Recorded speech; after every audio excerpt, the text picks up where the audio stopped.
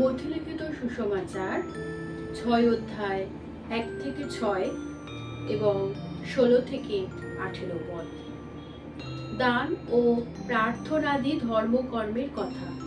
সাবধান, লোককে দেখাইবার জন্য তাহাদের সাক্ষাতে তোমাদের ধর্মকর্ম করিও না, করিলে তোমাদের স্বর্গস্থ পিতার নিকটে তোমাদের পুরস্কার নাই।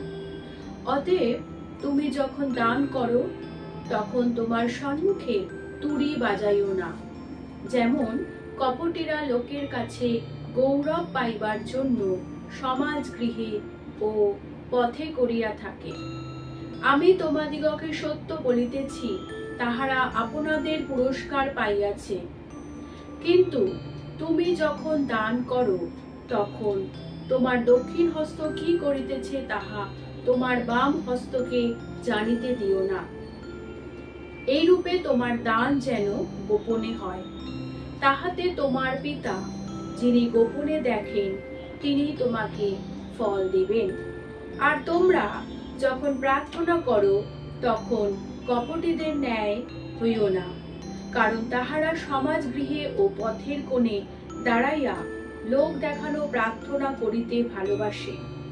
আমি তোমাদিগকে সত্য বলিতেছি, তাহারা আপনাদের পুরস্কার পাইয়াছে।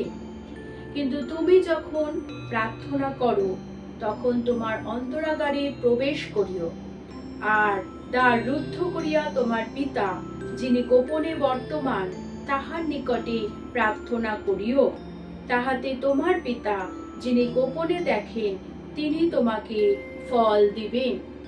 আর তোমরা যখন উপবাস করো তখন কপটীদের ন্যায় বিষণ্ণ বদন হইও না, কেননা তাহারা লোককে উপবাস দেখাইবার নিমিত্ত আপনাদের মুখ মলিন করে। আমি তোমাদিগকে সত্য বলিতেছি, তাহারা আপনাদের পুরস্কার পাইয়াছে। কিন্তু তুমি যখন উপবাস করো তখন মাথায় তৈল মাখিও এবং মুখ ধুইও, যেন লোকে তোমার উপবাস না দেখিতে পায়। কিন্তু তোমার পিতা যিনি গোপনে বর্তমান তিনি দেখিতে পান, তাহাতে তোমার পিতা যিনি গোপনে দেখেন তিনি তোমাকে ফল দিবেন। ইহাই খ্রিস্টের সুসমাচার।